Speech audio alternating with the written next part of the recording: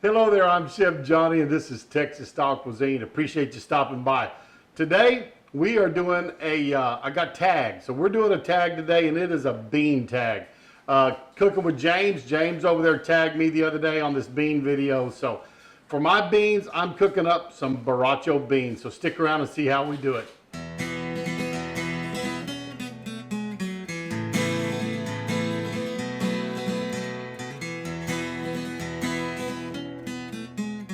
To start these beans off, first thing I'm going to do is I'm going to get them in my pan and I'm going to soak them all day long.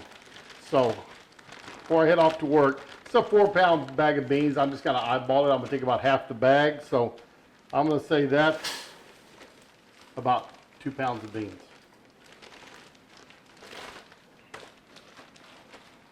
And one thing I want to do is I want to look through these, and with today's beans you very seldom get clods or rocks.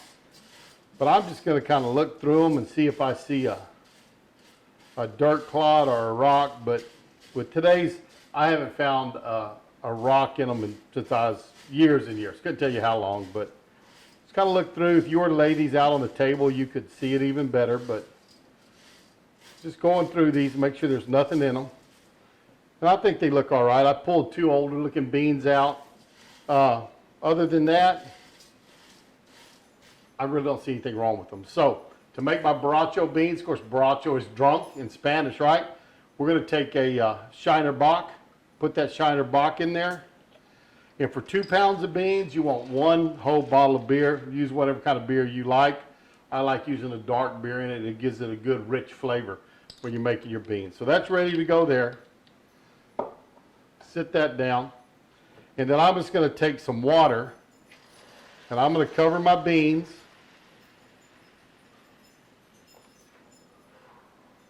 Maybe a little bit more.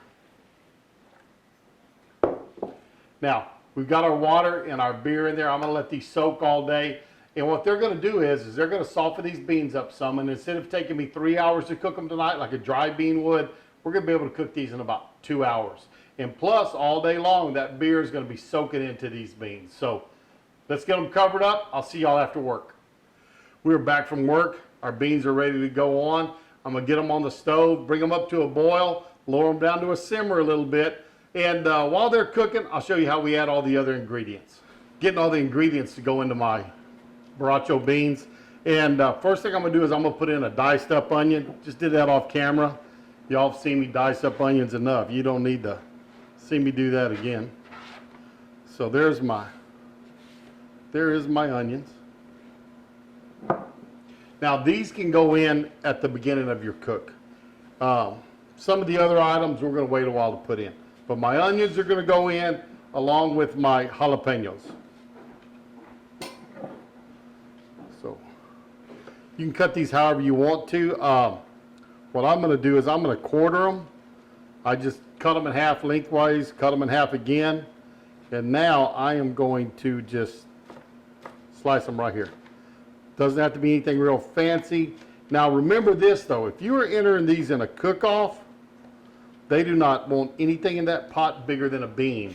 So dice those up real small or leave them whole where you can take them out at the end and know you've got them out. Made that mistake once, got disqualified. Somebody come over and they go, hey, you have a Borracho bean recipe? I said, I sure did. They said, man, you had some beautiful beans, but while we were eating them, we found a whole ring of jalapeno. So there you go, you know. And I do, these beans they've won awards, so they are a good bean, without a doubt. But if you're gonna enter them in a cook-off, either leave these jalapenos whole or cut them up smaller than a bean. So I'll put those, I got 2 of them on here, so however you want, heat-wise, that's what you go with. But I got 2 of those, and I'm going to chop up my tomatoes and my cilantro. First, I'm going to drop these in with my beans, get those going. I just had those on the stove, so they haven't been going long.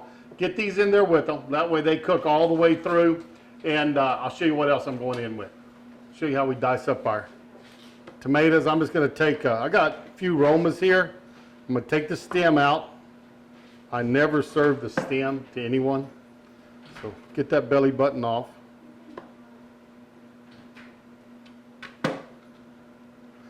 And these are just a nice sized tomato. They'll cook down just fine. So put them here.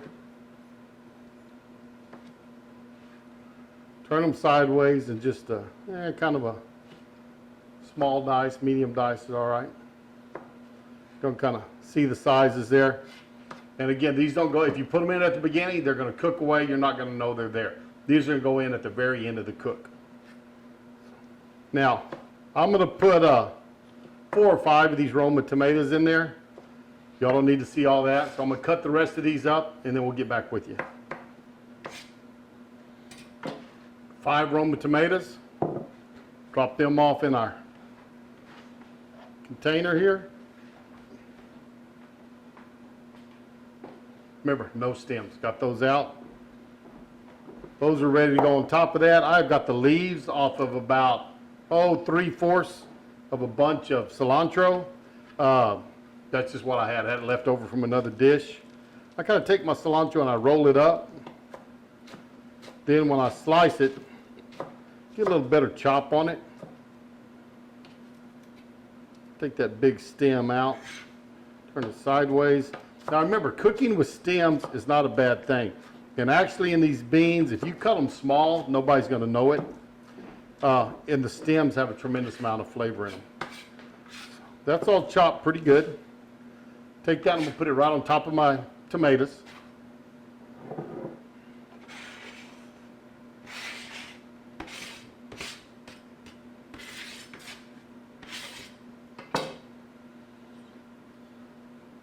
And I'm just going to set this back in the refrigerator, let it rest, and I'm going to start getting my bacon ready to go in. What I've got here is 4 slices of bacon. I actually had some jalapeno bacon, 2 slices left, so I'm going to use it, open up a new package and grab a couple of slices out of it. And I'm just going to go in here with about, 1-inch long cuts.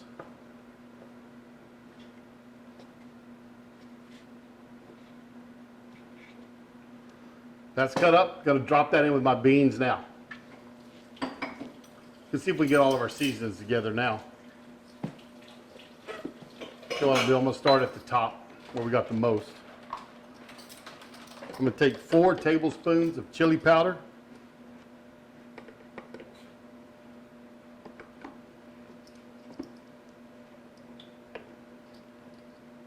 Two tablespoons of cumin.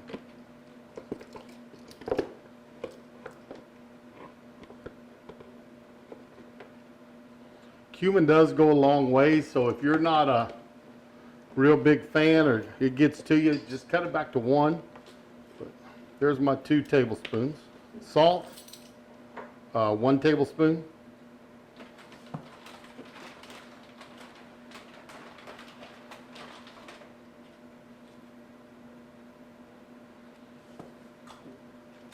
Garlic powder. We're going to do 1 tablespoon of garlic powder also.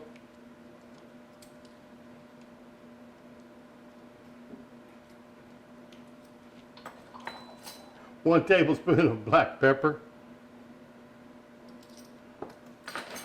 And I'm going to take about a teaspoon of oregano. Drop that in there. I usually let my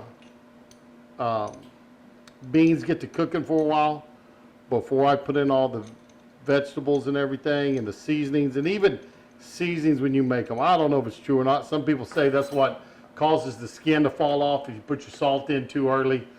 You'll hear it makes your beans tough. I don't know if I've ever really noticed it doing that, but I guess maybe just out of habit, I'll wait a little while before I drop those in. So they've been cooking for a little bit. They're up to a really good boil, and I've cut them back to a simmer, but I'm going to go ahead and just drop this bowl of seasonings in. Now, everything's in there. We're about a half hour into this cook. We got about 1.5 hours to go probably. And I would say about 15 minutes before I'm done, I'm going to drop in my tomatoes and my cilantro, let those finish off in there. And another little tip for you is, this is also the recipe for my chotto beans. Just leave the beer out. So, chotto beans, all the same ingredients except beer. Add the beer. That's my Borracho bean recipe. So, little tip for y'all, 2 different recipes on 1 video. But there we go. We're going to wait for that. and we'll get back with y'all in just a minute. Let's get these beans over here and see how they turned out. Ooh, those are some pretty beans. Scoop them up here.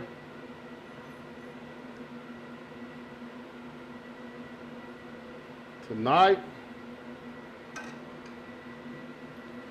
our meal is beans and cornbread. Got some nice fresh cornbread made up. This ought to taste really good. Let's give it a try.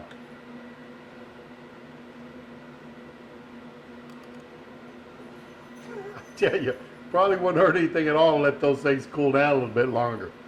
But those are some fantastic beans. They taste good. You know, the jalapeno, you just got to be careful. You never know how hot a jalapeno is. Those two were just right for us. Turned out really good. The bacon's great. You want to add another dimension of flavor, fry that bacon before you put it in there. That really helps also. I was kind of in a hurry tonight to get it in. Didn't take time to do that step, but that works great also. The cilantro, the tomatoes, and again, this works good for our chotto beans also. Just leave out the beer. But these Borracho beans turned out really fantastic. And like I said, this was a tag, so it's my job to tag somebody else. So I'm calling out the Backwoods Gourmet, see what kind of beans he can show up for us. And Daddy Dutch Barbecue and Cooking. I want to see what Kent can do. So y'all two guys, I've tagged y'all. Y'all cook up some beans, get them on here. I thank James over at Cooking with James.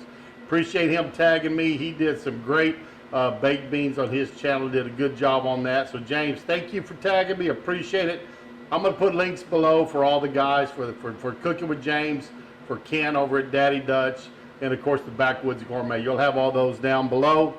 Hope you enjoyed this dish. It's always great cooking up in my Lodge cast iron enamel pot.